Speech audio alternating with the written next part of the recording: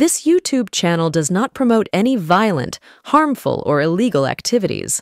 All content provided by this channel is meant for an educational purpose only.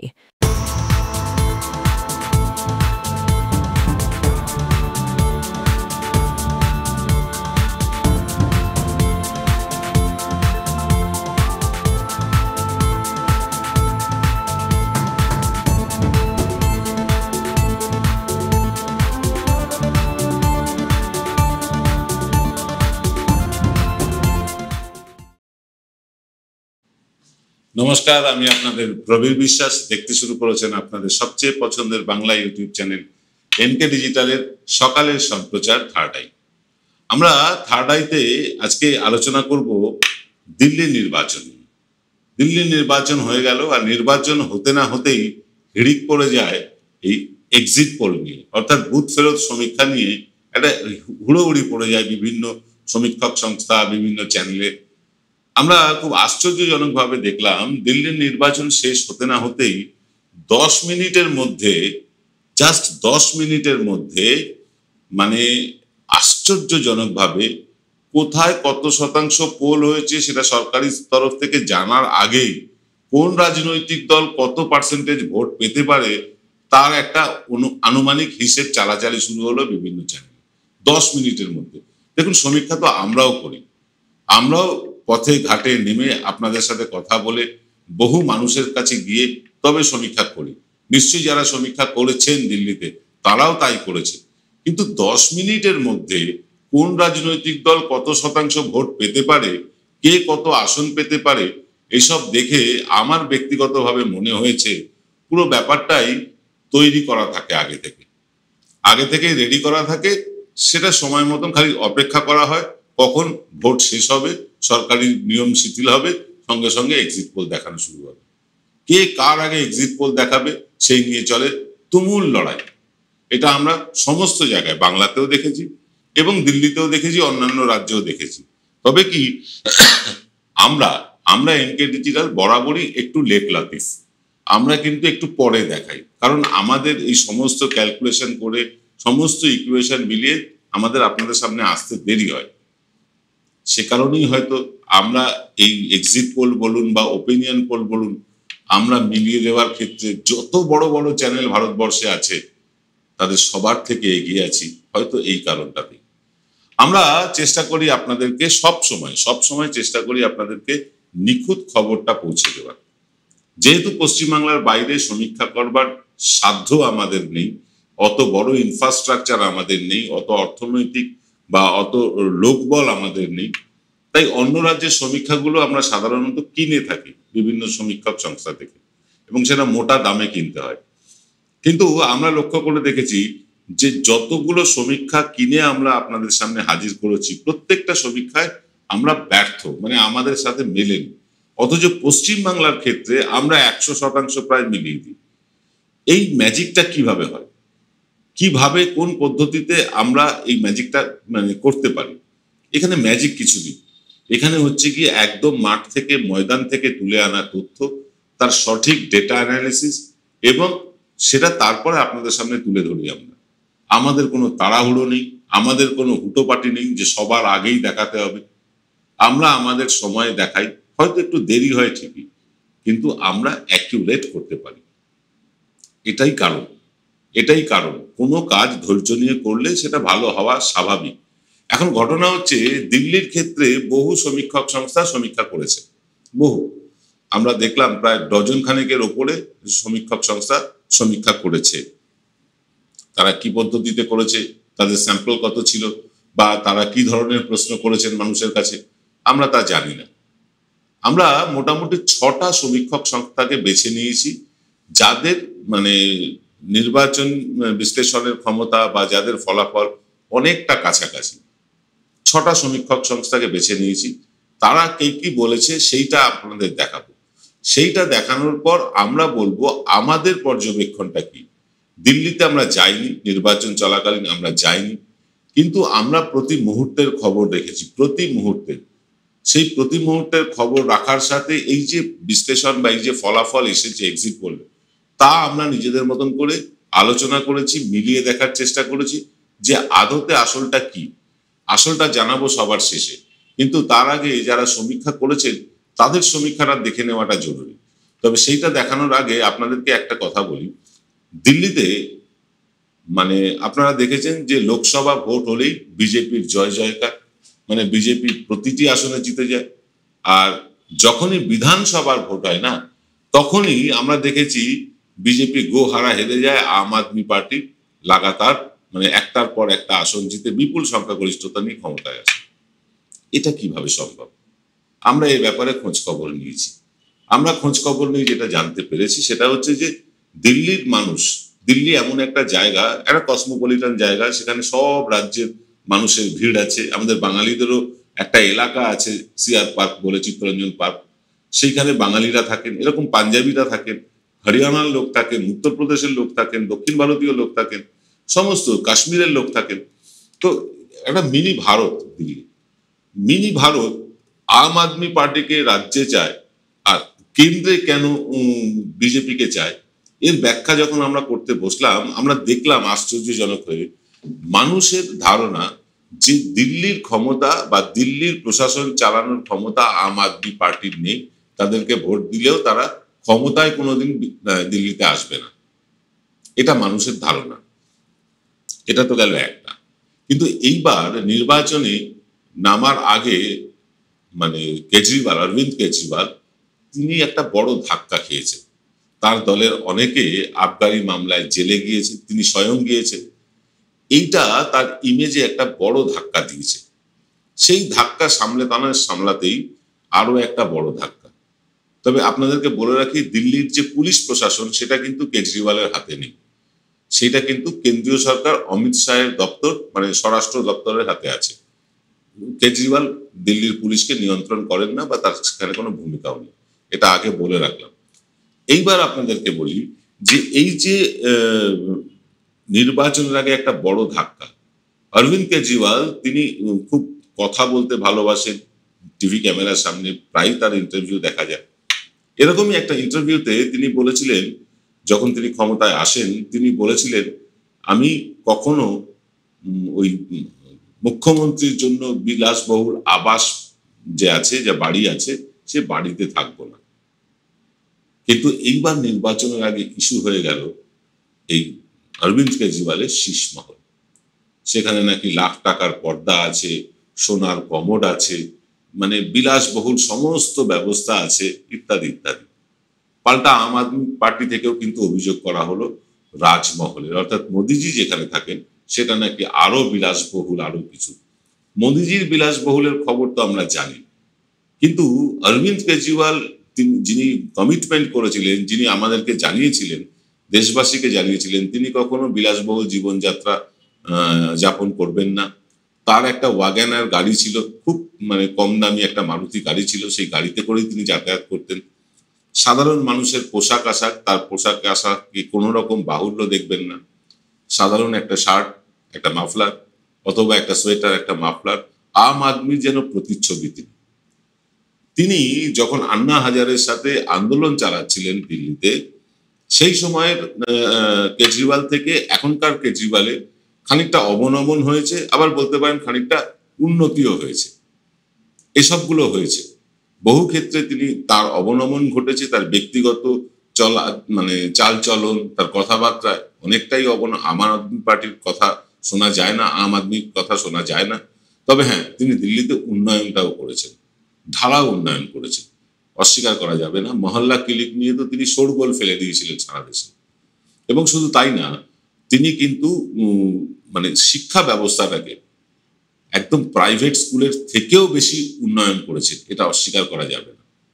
কিন্তু তা ছাপিয়েও এই রাজমহল বনাম শীষমহল, এর লড়াইটাই কিন্তু এবার হয়ে গেল দিল্লিতে। অর্থাৎ অরবিন্দ কেজরিওয়ালের ব্যক্তিগত জীবনযাত্রা এবার নির্বাচনে কতটা প্রভাব ফেলেছে আমরা সেটা বোঝার চেষ্টা করব বিভিন্ন সমীক্ষক সংস্থার এক্সিট পোল দিয়ে। তবে তার আগে নিয়ে নেব ছোট্ট একটা বিরতি। Found Kolkata's first ever sweet shop serving so unique items like Dab Malai Curry, Motichur Truffle, Gajor Borfi, Dab Kalakand, and I had to try them. শুধু তাই নয়, শক্তিগড়ের ল্যাংচা, বর্ধমানের সীতাভোগ, মালদার পোস্তকদম, বহরমপুরের ছানা বড়া, এগুলো সবকিছু খেতে হলে আর এত দূরে যেতে হবে না। সুন্দরিনী ন্যাচারালসে পেয়ে যাবে পশ্চিমবঙ্গের বিখ্যাত 10টা জেলার মিষ্টি all under the same roof. এদের বেস্ট সেলার্স কচি ডাবের শাঁস দিয়ে বানানো ডাব মালাইকারি আর কলা পাতায় মোড়া গুড়ের সন্দেশ পাতুরি আর মাস্ট ট্রাই।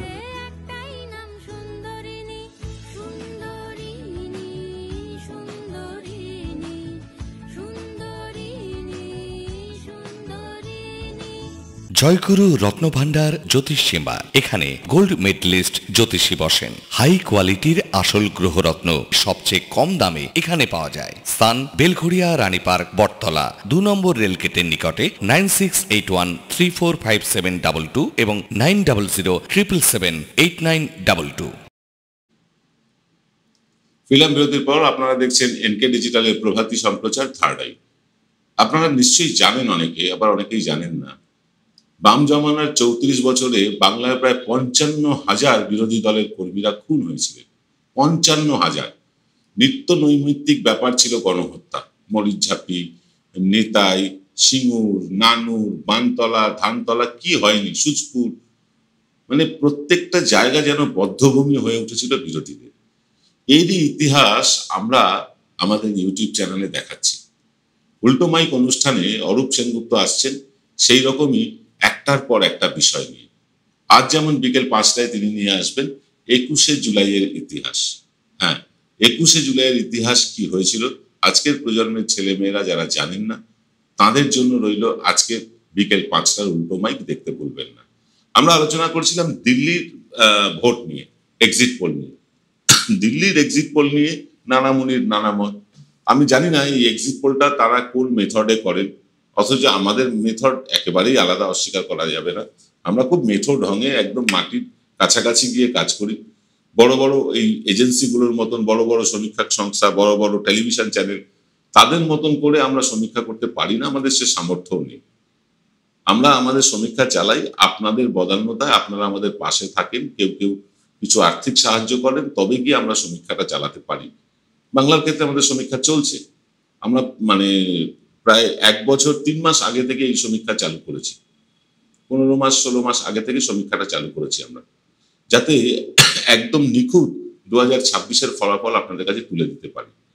কারণ আমরা এতটাই নিখুঁত করে আনছি সমীক্ষাগুলো, নিজেদের সাথে চ্যালেঞ্জ করছি যে আরো 100% কি করে মেলানো যায়। আমরা দিল্লির কথা বলছিলাম। দিল্লিতে এই আম আদমি পার্টি তারা দীর্ঘদিন ক্ষমতায় আছে এবং বিজেপি দীর্ঘদিন দিল্লির ক্ষমতার বাইরে, এটা অস্বীকার করা যাবে না। প্রায় 3.5 দশক দিল্লির ক্ষমতার স্বাদ পায়নি তারা। এবার তারা মরিয়া হয়ে গিয়েছে কি করে দিল্লি দখল করা যায়, এবং তার জন্য সমস্ত রকম প্রচার যন্ত্রকে কাজে লাগিয়ে, সরকারি বেসরকারি ব্যবস্থাকে কাজে লাগিয়ে তারা কিন্তু এইবার ভোটে নেমেছে। অভিযোগ এসেছে দিল্লির বহু জায়গা থেকে যে জেনুইন ভোটার, তাদের পরিবারের পর পরিবারের নাম কেটে দেওয়া হয়েছে। বেশ কয়েক লক্ষ ভোটার তারা ভোটই দিতে পারেননি, বিশেষত যারা আম আদমি পার্টির ভোটার বলে পরিচিত। এরকম অভিযোগও আছে। কিন্তু অভিযোগ যাই থাক, সব তো প্রমাণ সাপেক্ষ, প্রমাণ করতেই হয়। এইবার ভোটে বিভিন্ন যে সমীক্ষক সংস্থা তারা বিভিন্ন রকম রেজাল্ট দিয়েছে। আপনাদেরকে বলে রাখি, এই সমীক্ষক সংস্থার যে রেজাল্ট আপনাদের দেখাতে চলেছি তার সাথে আমরা মোটেও একমত নই। 100% একমত তো ছেড়ে দিন, আমরা 50% একমত নই। তবে যেহেতু অন্যান্য বড় বড় সমীক্ষক সংস্থা এগুলো করেছেন, তাদেরটা দেখে আপনাদেরকে খানিকটা আভাস দিতে পারি, তারপরে বলবো আমরা আমাদের ওপিনিয়ন, আমরা কি ভাবছি। আসুন আমরা দেখে নিই যে কোন সমীক্ষক সংস্থা কোন রাজনৈতিক দলকে কত আসন দিল। দেখে নিন, স্ক্রিনে দেখা যাবে।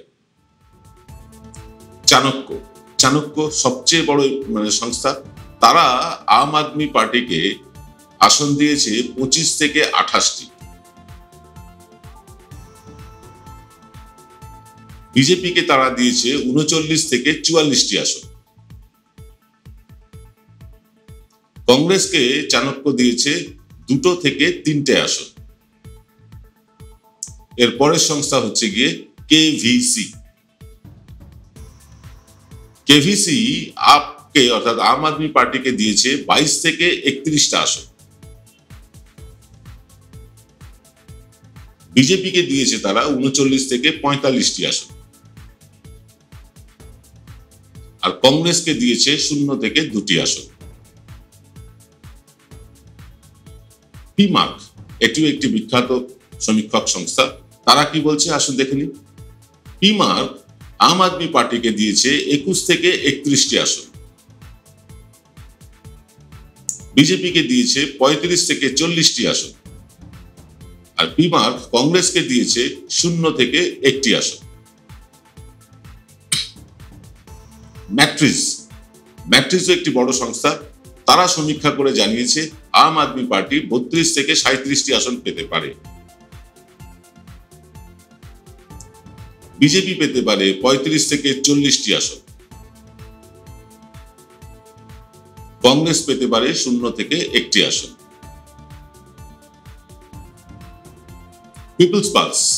পিপলস পালস সমীক্ষক সংস্থা, তারা যা সমীক্ষা করেছে তাতে দেখা যাচ্ছে আম আদমি পার্টি পেতে পারে 10 থেকে 19টি আসন,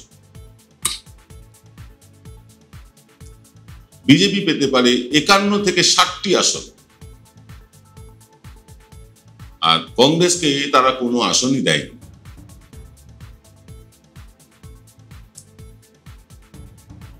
পি মার্কেটটা আমরা দেখলাম সম্ভবত, তবু পি মার্কেটটা আরেকবার দেখে নিই। পি মার্ক কি বলছেন? পি মার্ক আম আদমি পার্টিকে দিয়েছে 21 থেকে 31টি আসন, বিজেপিকে তারা দিয়েছে 39 থেকে 49টি আসন, আর কংগ্রেসকে পি মার্ক কোনো আসনই দেয়নি। এই ছিল 6টা সমীক্ষক সংস্থার মানে প্রধান সমীক্ষক সংস্থার সমীক্ষা। কি দেখলেন? আমরা দেখলাম যে বিজেপি এখানে অনায়াসে জিতছে। এক্সিট পোল নিয়ে এর আগে যে নোংরামিটা টিভি চ্যানেলে হয়েছিল সেটা আপনারা সকলেই জানেন।